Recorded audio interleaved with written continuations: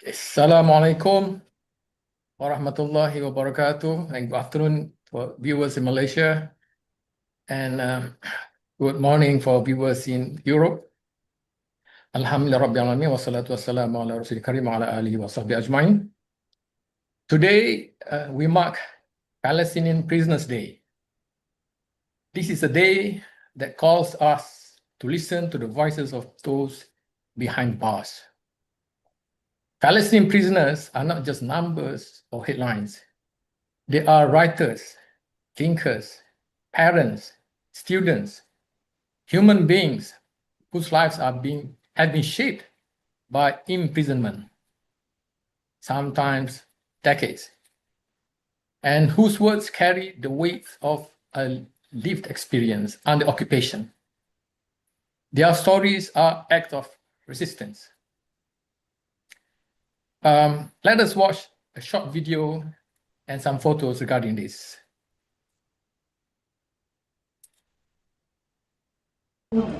نؤكد باسم القوى الوطنية والإسلامية بأننا ونعلم أن شعبنا سئم هذا الكلام، ولكننا نقول بأننا أبناء شعبنا وإننا على موعد مع الحرية وقضيتهم جميعا.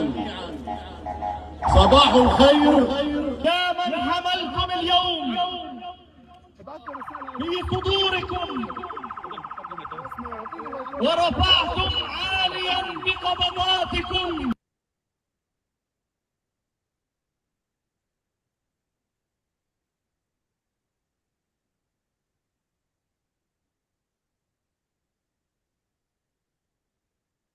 We are honored today to be joined by two writers who have dedicated themselves to ensuring these voices are not erased, Norma Hashim and Yusuf Al-Jamal. Through their books, The Prisoner's Diaries, Dreaming of Freedom and a Shared Struggle, they have brought forward testimonies that challenge silence and demand recognition. Norma Hashim is also the founder of the Hashim Sani Center for Palestine Studies at the University of Malaya. She has been an activist for the Palestine cause for many years now, and is also the treasurer for Viva Palestina Malaysia. Dr. Yusuf Al-Jamal is the Gaza coordinator at the Palestine Activism Program at American Friends Services Committee, AFSC, and he is a refugee from Al-Nusayrat refugee camp in the Gaza Strip. Yusuf received his PhD at the Middle East Institute at Sakarya University in Turkey, and he did his master's at University of Malaya, Colombo, and is also a research fellow at the Hashim Sani Center for Palestine Studies. Today's conversation also comes at a critical moment. We are hearing new testimonies from prisoners recently released from Sdei Taiman, I hope I pronounced it correctly, accounts that deepen our understanding of conditions of detention today.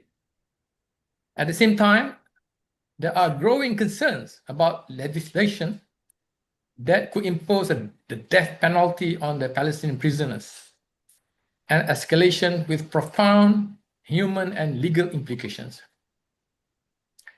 This is not just a discussion. It is a space for witnessing, of learning, and of responsibility.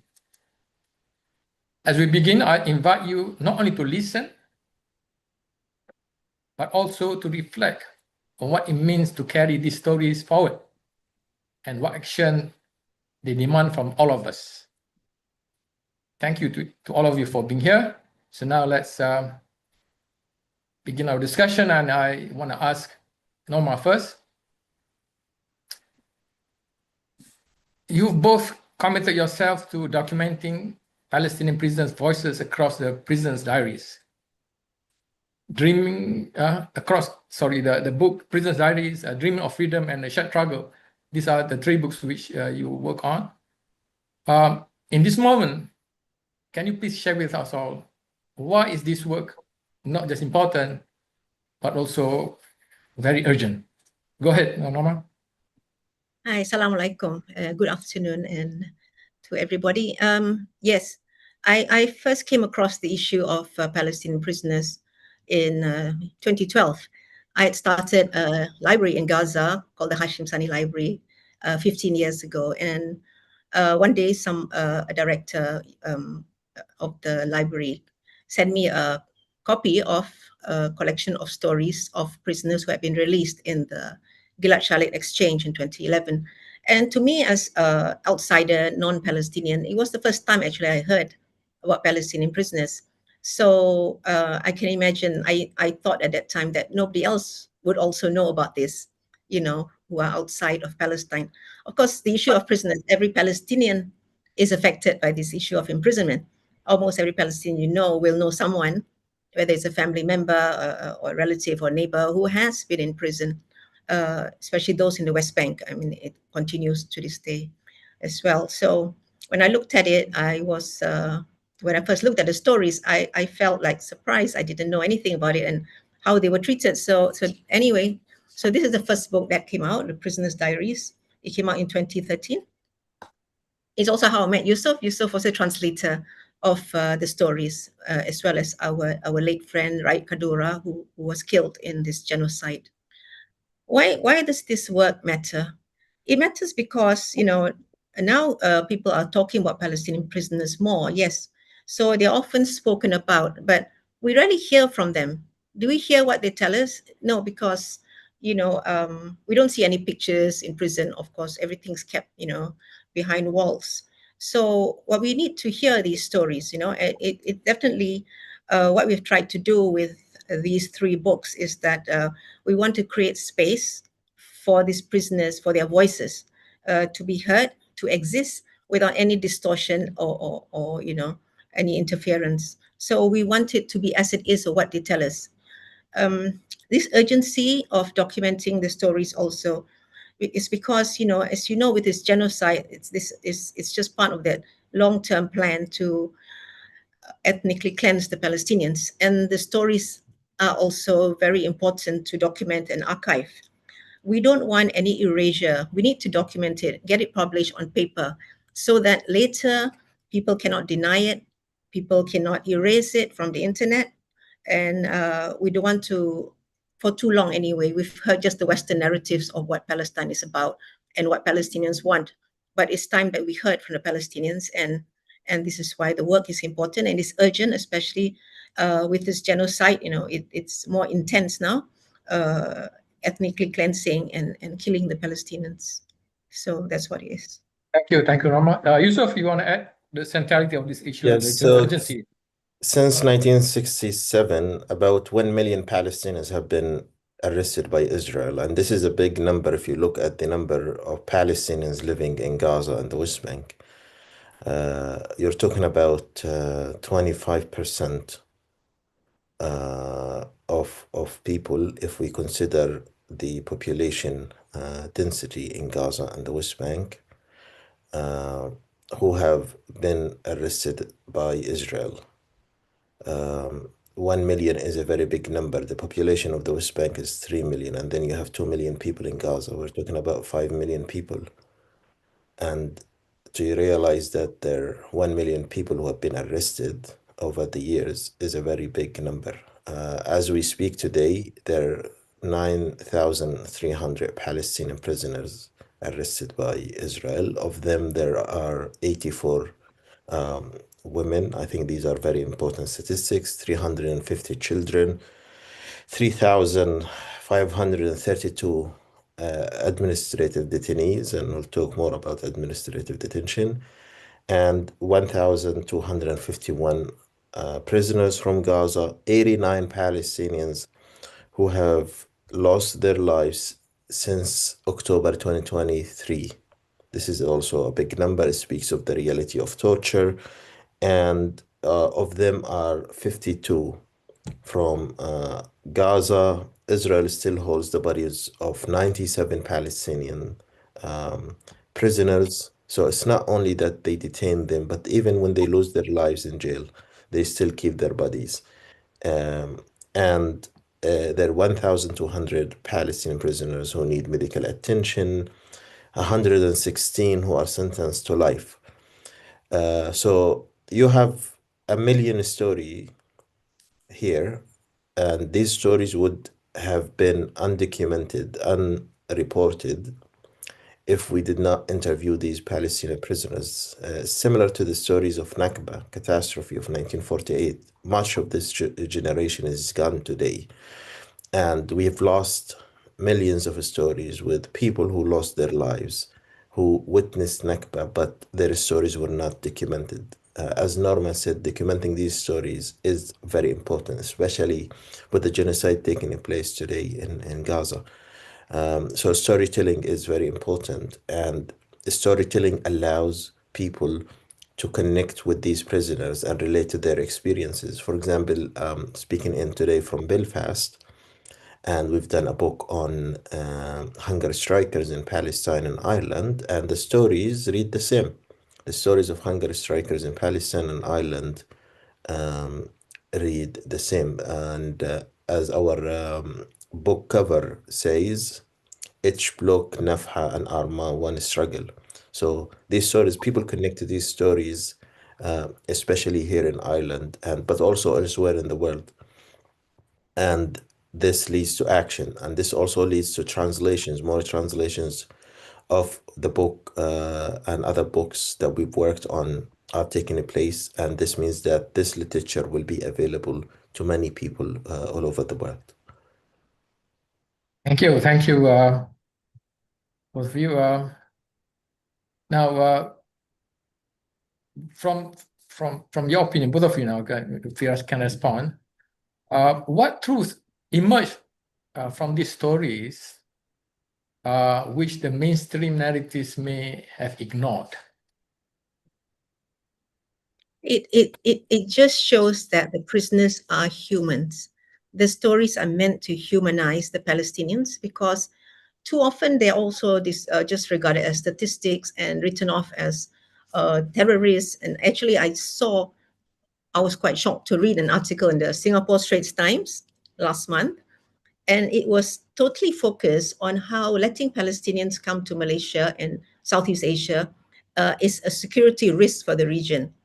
And the whole article goes on and on about the old things, October 7 and before that, and they put in names of violence, but they never mentioned even once about the genocide in Gaza. This is what's so shocking to read last month, after 2.5 years of genocide, that this article in the Singapore Straits Times can just speak about how Palestinians are dangerous, but doesn't mention at all about the 100,000 or more people who have been killed in Gaza, in just the last two years. So it's shocking. Storytelling becomes important. It's a form of resistance because it restores the humanity of where it's often been stripped away by the West, especially, and the Zionists. So when you give them the voice, and our job as writers, our role is not to speak for them. I mean, I don't put a voice. I mean, I'm not going to say anything because I'm not there experiencing this. What we need to do, our role is actually to make sure that their voices are heard and not filtered out or changed in any way. The testimonies also challenge dominant narratives, like I said about the article in the Straits Times. So they try to make that dominant narrative like Palestinians as statistics, as terrorists. But we want to show them as humans that, like us, when they go in prison for like Walid Daka, 38 years until he died, the writer, and many of those who have been in prison for a long, long time, as in our books, they've just completely sacrificed their entire lives. And their children and their families are also sacrificing their time with their parents, So, yeah. So what we do is we want to humanize the Palestinians and get their narratives out. Yes. Yeah, I Yusuf, mean, you if want you to add? read if you read the stories, you find fathers and mothers and children who have been detained. Sometimes you find two family members being held in the same cell, and this is an Israeli policy, like a father and his child. You read about children who are assaulted by settlers in the West Bank, And instead of protecting them, the Israeli army would come and capture them. You read about a child in our book, Dreaming of Freedom, I think was Ayman Abbasi, who was detained, and after he was released, he was shot and killed by the Israeli military. So the levels of dehumanization and the stories of these people that showed them as individuals, as Norma said, is very important. You read about a prisoner who fed a bird in his cell and released the bird again and again, giving him freedom, the very thing that he lacked in this unfair world. So, again, we humanize these Palestinians by telling their stories, and we make the reader connect with them and their experiences. You see prisoners, for example, going on hunger strike, multiple hunger strikes, because they're asking Israel to sentence them. They're held without charge or trial. That's basically a British law that allows Israel to, that is still used by Israel and allows it to hold Palestinian detainees without charge or trial. You also see Palestinian prisoners going on mass hunger strikes so that they could have access to newspapers or they could speak to their family once a month through the landline. Very basic demands, or they simply can go to school and continue their education or have better access to food. Especially now, if we look at the situation of Palestinian prisoners, those who come out, Israel released 14 Palestinian prisoners yesterday. They were very thin. The torture is very clear. Ben Gvir, Israel's internal security minister, bragged that Palestinian prisoners in the past thought that prisons are summer camps, and now he turned them into torture camps. And he's bragging about it, saying that he will build a prison surrounded by crocodiles. This is the kind of chauvinistic mentality that we're dealing with that target Palestinian prisoners, and that's why it's very important that we tell their stories and people elsewhere all over the world connect with their experiences. Thank you. These testimonies that we are hearing from them are produced under surveillance. They have been deprived of many things, and also they will be subject to violence. So what does it mean to record that under such conditions? And what risks do the prisoners take to get their stories out? Or do they get, yeah, go ahead. Well, documenting these stories is also protection against the erasure of the Palestinian people. And we need to preserve their words faithfully without embellishment. Writing, I've been interviewing prisoners that have come out. They are in Gaza now. We haven't published the stories yet. And I have asked, because when they come out, I wonder if they are okay to talk to me and to share their stories. But what they say is that they've already suffered everything that Israel has thrown at them, and they have nothing left to lose. So they want to be witnessed. They want to be witnessed to this, and they want their words to be kept, and they want the world to know. So it's gone beyond them thinking of their own safety already, but they do want the world to know about what is happening right now with almost 10,000 prisoners in Israeli prisons. It's important. Yeah. Okay. Yeah, Is there and any also, aspect? Yeah, sorry, go ahead. Dr. Nazari, Israel has also targeted some of these prisoners and killed them during the genocide, targeted their families. Some of them have been rearrested. So these prisoners are never safe. Israel would simply recapture them again or kill them again, as happened in Gaza and the West Bank. But I think it's still very important that they tell their stories and share their stories as an act of defiance, and again as an act of informing people of their reality. The majority of the world rarely get to hear about what's happening in Israeli jails and the experience of Palestinians. And this is a central issue for the Palestinian society. Almost every household in Palestine had someone who was captured by Israel at some point in their life. So it's the importance of telling their stories I think goes beyond thinking about risk. Everyone feels at risk in Palestine. Can you share an example of the lives of prisoners in the Israeli prisons, which are very difficult to document, difficult to tell others here?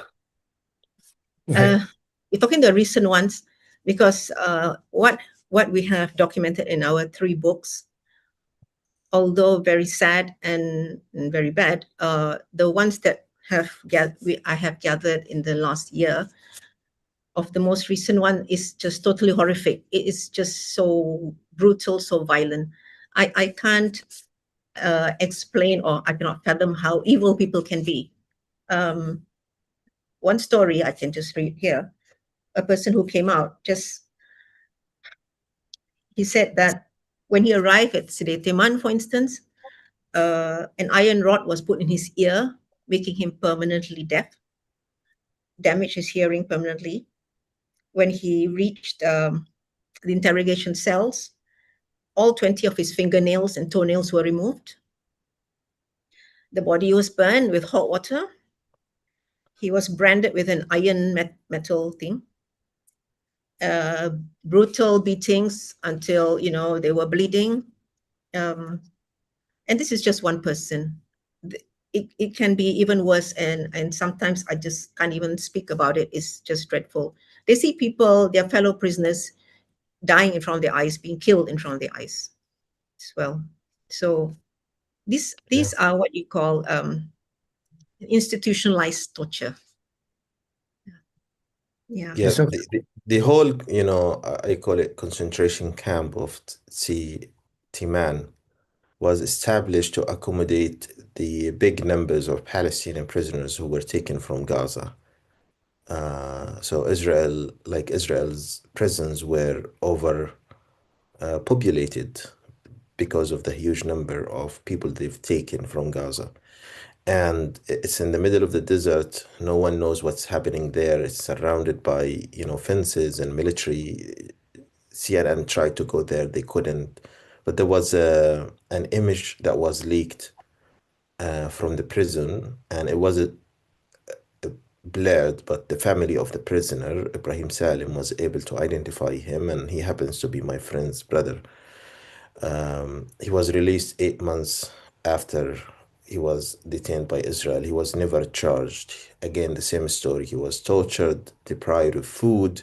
Every day they were asked to be on their knees from 6 a.m. in the morning until the evening. And this is just another level of torture. He was beaten up, his ribs were broken, and he was did not receive enough medical care that he needed.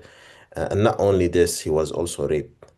And this is all documented, and it happened to many prisoners. And the irony is that these soldiers, because it was also revealed, the video of them raping Palestinian prisoners, they were celebrated by Ben Gvir, Israel's internal security, and they were in fact promoted for doing that instead of being, punished and criminalized.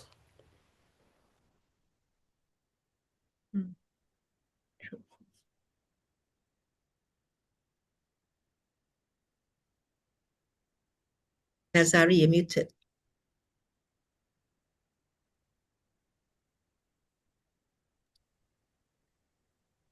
Okay, so we have come across so many cases. What patterns of systemic abuse or control have remained constant? What has intensified in recent years? Because there were over so many years, and Palestinians are still resisting. They don't, as Yusuf pointed out now, million now, not giving up. Resistance is continuing. So what kind of tactic has the Israelis been using in order to put more pressure on the Palestinians in terms of their treatment of prisoners? Oh, I think this, like I mentioned just now, institutionalized torture of prisoners. Now it's like so widespread. You can't, nobody is exempt from it. isolation in solitary if you ever speak up, humiliation, and of course now the rape of prisoners and the torture, the beating. They have many rooms for different sorts of torture, you know. They have something called the music room where you have music played very loudly non-stop, which means it can drive you mad. And then they have the interrogation room. You know, all these are special rooms, but everything is brutal and everything is about suffering. There's no letting out. There was one story of a minor. He was only 17, and they put him in a detention area for minors. But he was still beaten up. He was still beaten until he was bleeding. You know, there's no difference whether you're a minor or not a minor. You know, they treat you just as badly, just as cruelly as well. And now the female soldiers as well are also taking part. They are also raping the men using whatever instrument they have. You know, they're the ones, they're just as bad as the male. I cannot understand this, you know. It's like it's gone into their head. They've been like trained as an institution to just dehumanize the Palestinians and to treat them in an extremely cruel manner. Yeah, it's just shocking. Yeah. In addition to what Norma said, there's also the air conditioning room where they, splash water on prisoners and then turn the air conditioning uh, system on, and it's the highest so that prisoners feel very cold. Again, the use of food, meals, the amount of food they get, the quality of food. Sometimes they get food with insects and or even like bad food, and they have to share it among themselves, and that's why many prisoners lose weight in Israeli jails. Also, the spread of diseases because of the lack of hygiene in these prison cells. And Israel's use of medical treatment as a weapon against these prisoners. There are 1,200 Palestinian prisoners who need medical attention, and it's very hard for these prisoners to get this medical attention, and that's why many are dying. They lose their lives while waiting for the Israeli military to take them to clinics. And doctors at clinics, in fact, participate in um, in this torture. So it's not just like soldiers, but also some doctors. Yeah. Okay.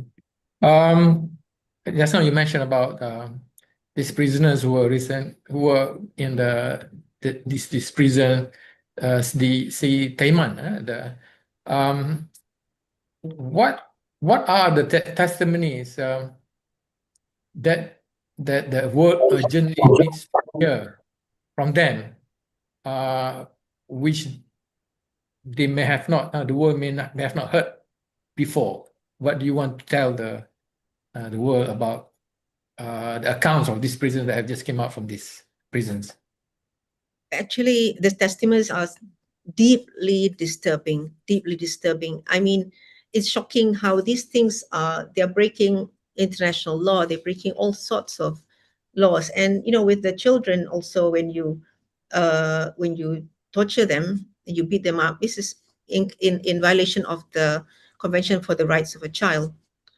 For the women as well, I find it shocking that women have decided, they arrest women as well for just no reason. One of the stories was that this woman who had 6 children with a baby in her arms, and then they had separated the men away. And when it came to the women, she was told to leave all her children behind, and she was arrested and put in a prison van. I don't know. She didn't know what happened to her baby, because once you get into the van, you are starting. They start to beat you up, and when you get there, you're also tortured. You're blindfolded. People cannot see what food they eat for months. There's one case, they don't know what they're eating. They don't know where they're walking because they're constantly blindfolded. And this lady was saying that in the women's prison, there were young girls as well, and they would be screaming for their mothers. There's only a certain amount of torture and deprivation you can subject, especially for women who are softer and not as hard. And she herself, one of the prisoners that gave her testimony, she was saying that after a time, she started forgetting what her baby looked like. And this drove her mad, because her own child that had been taken from her arms when she was arrested. And she was like, she said she was screaming in the cell. She was getting hysterical because she had forgotten the face of her own child. You know, this is how torture doesn't need to be physical, it can be psychological as well. And a lot of times, the prisoners are told that their families have been killed. And then when they come out, their families are alive. But they made to make the prisoners feel even worse than they do already. They are told, "Oh, your wife has been killed, your children are gone." So Oh, Yes, that's psychological torture. they Yeah, they yeah. did the same thing, Dr. Nazari, with Ibrahim Salim. So his family was killed and his children were critically injured, and he was at the hospital when they took him from the intensive care unit. He was next to his children, and they told him that the graves of your siblings have been destroyed at the hospital because they had to make makeshift graves. And they showed him images and footage of the hospital that was leveled to the ground and the backyard of the hospital where the graves were. So again, it's continuing torture. As Norma said, it's they have told multiple prisoners that they've lost their families, and when they came out, they found that their families were fine. And I think it's important also to highlight that even when these prisoners are in jail and they pose no threat to their jailers, the crackdown continues on them every day. So Israel counts these prisoners, I think, twice or three times a day.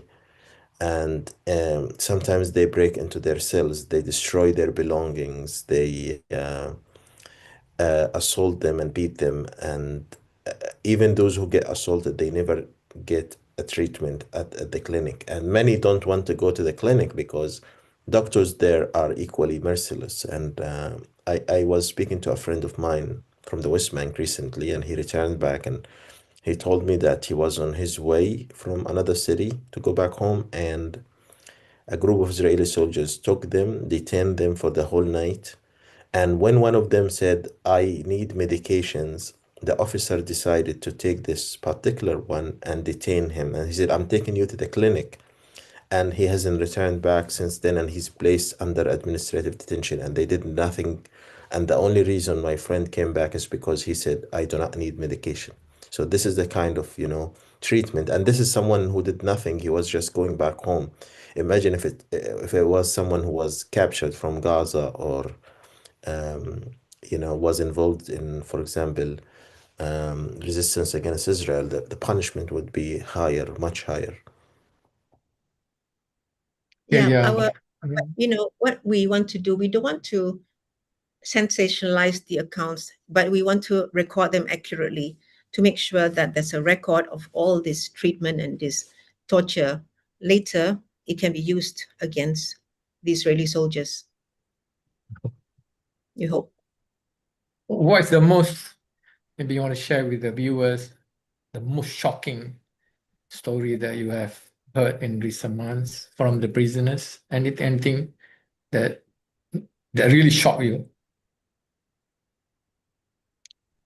There's so many of them already. Maybe you can't go. Anything in particular which you want to share, which you think? I think it's just been so deeply disturbing. Everyone has gone through a very bad experience, severe deprivation, severe torture. Um, I can't even say the worst because this is all really, really bad.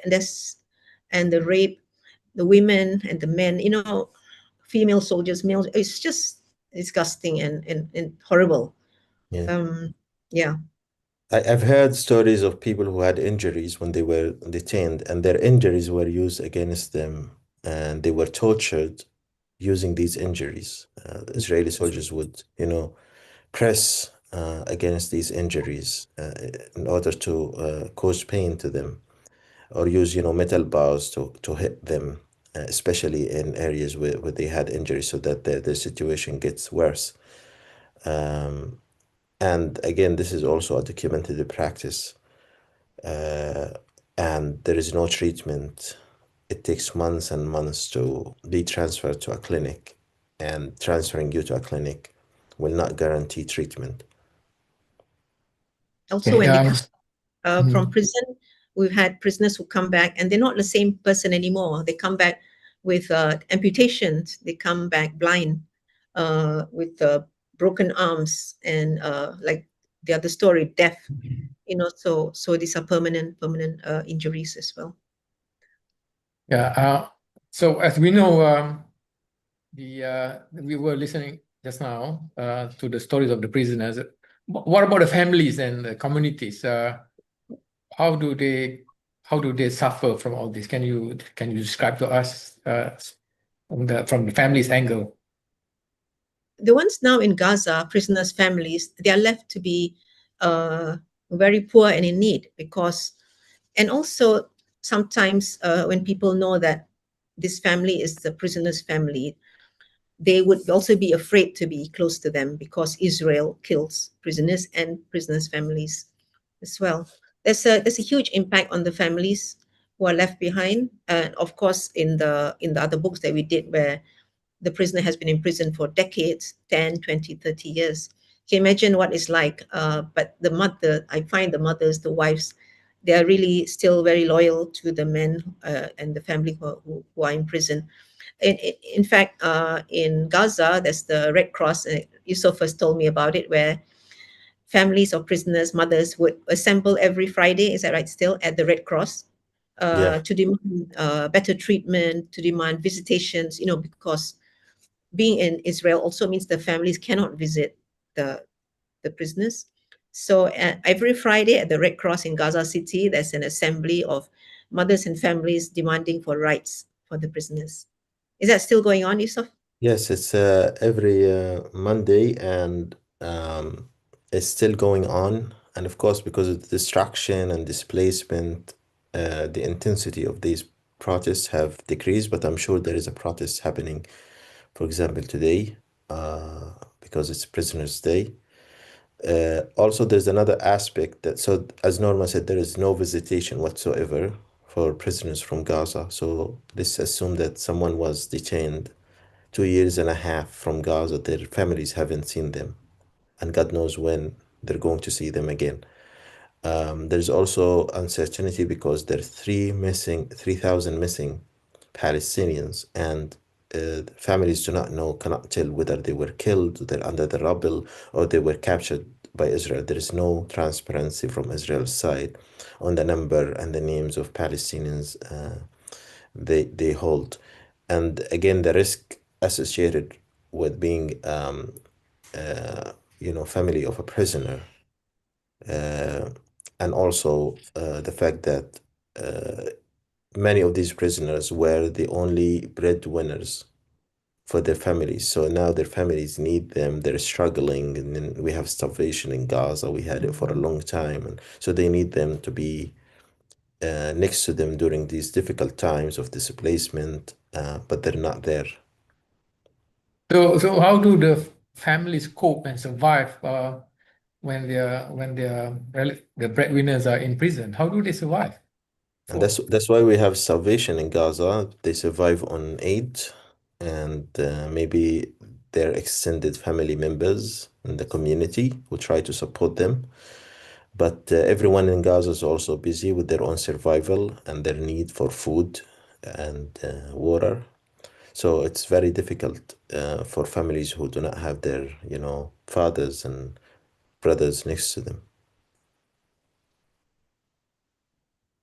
okay, recently we read in the news that the Israeli Knesset have passed a law about which imposed a death penalty on Palestinian prisoners, certain categories. Now, what's your analysis now, use of the application international law, as well as in terms of for the future of prisoners in the future?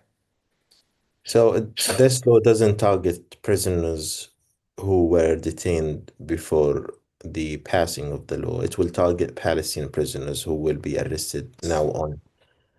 and it's a manifestation of the fascism and the trending far-right politics in Israeli society. Ben Gvir has been advocating for this law for many months now, and he wants to see Palestinian prisoners hanged. And as I said earlier, he always claimed that these prisoners live a very good life in prisons. It sounds like a summer camp for them. They should be deprived of their food, visitation, their access to, books and education and reading newspapers and the quality of food they receive. So he has been cracking on Palestinian prisoners since day one.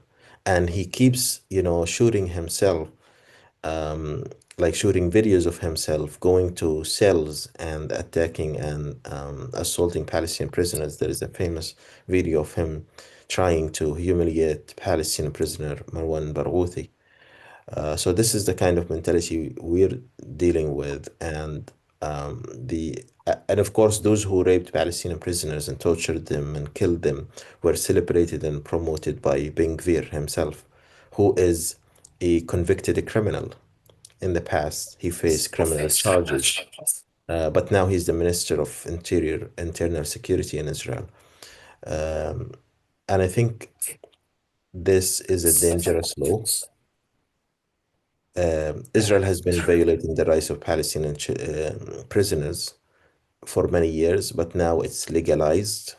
And the fact that the jury can decide capital punishment without the right to appeal is very dangerous, because you will have, three or four right-wing judges who will say, yes, go for capital punishment in this particular case. And you cannot appeal that, and the implementation is immediate. So there is no due process here where prisoners have the right to appeal and lawyers can intervene and try to stop a sentence. So basically, we're talking about summary executions here, but using law, using the Israeli Knesset and making it legal in Israel. Also, this law only applies to Palestinians. There's no death penalty for Israeli Jews. So it's also apartheid. It's a discrimination. And it's something that on the international level, definitely it should be brought up and fought against. Yeah. Yeah. Since Israel claims to be part of the European community, I suppose the Europeans should be the one who should be putting a lot of pressure on Israel over this particular law. But we will see, because there have been a lot of hypocrisy on part of the Europeans anyway. Yeah. So now we want to talk about what we can do, for us, especially for us viewers who are listening today. You have helped us to be aware of the issue of the Palestinian prisoners, how they are suffering injustices that have been meted out to them. So what do you think, what do you want to tell us, the audience here, what people should do after being made aware of this severe injustice that have been going on towards the Palestinian prisoners? What concrete actions can people and governments do to help solve the problem? Yeah, now that people know, I mean, if you're silent, it means that you are also complicit, you know. So at the least, we should speak about it, should highlight it, share it on social media. Our books have been out for a few years now. If people want to translate it into other languages so that it reaches different audiences, whether it's in Mandarin or, whatever, because we've done a few translations, but we can do more. You can always approach us to get these stories translated. We're very happy for more people to read these stories, and it helps to humanize the Palestinians and helps you to realize that they have just they have all the rights, and they're doing all this for their homeland as well. To go through all this extent of suffering for the love of their land, I mean, we should kind of understand that. And I feel that people should read more about this and talk more about it and protest as well on the international level, because it's the governments that there are governments in the West especially that can actually do something about this. Yeah. And using these stories and texts to apply political pressure on politicians to take actions is very important. We have the testimonies out there, we have the stories, and we need people who support Palestine and stand in solidarity with Palestinians to take these texts, to take these stories to their politicians, to their representatives, and tell them about the situation of Palestinian prisoners in order to get them to pressure their governments to take action. Many of these jailers who practice torture against Palestinian prisoners are dual citizens.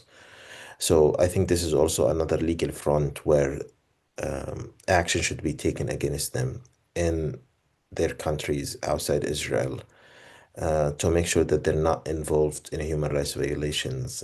They serve in the Israeli military. They commit, crimes against Palestinian prisoners, including killings of Palestinian prisoners under torture. And this is a serious crime. They have, they have real estate, for example. They own real estate outside Israel. They should never feel comfortable. They should be challenged in courts and they should be banned from entering countries that claim again and again that this behavior doesn't represent them, that they uphold human rights like the European Union. They should never allow them in. Yeah. Okay. I think we cannot normalize injustice. It's very important. We do not normalize injustice. We always need to speak out. And the trouble is when it's gone on for so long, it's like in America and how they treated Israel-Palestine thing. It takes time to change. We can't allow the torture of prisoners to be normalized and accepted. So people need to highlight it and speak out. So ultimately, as long as you have an apartheid genocidal regime over there in Palestine, this problem will continue. Injustice will continue, and therefore, we should not only be made aware of the stories of the prisoners, but also to use these stories to tell the governments that we must bring an end to the apartheid regime that is now committing all kind of injustice and crimes against the Palestinian people. So I think that is the message that we should also tell people all over the world. And we are witnessing very positive changes now in the country that is most influential over Israel, which is America now. As I saw the Pew poll that said that 80% of Democrats now have negative views of Israel, and 60% of Republicans now also have negative perception of Israel. So I'm very hopeful that that injustice and crimes against Palestinians are going to end sooner or later. Hopefully sooner. But we have to work harder, and therefore, thank you very much to Norma and Yusuf for sharing with us all this information. Now it's us, audience, people around the world, especially in Malaysia. We have to do more than just listen. We have to try to bring an end to this. And in this regard, I want to share with people who are watching this. On Monday, we have a protest against complicit companies that are supplying weapons to Israel.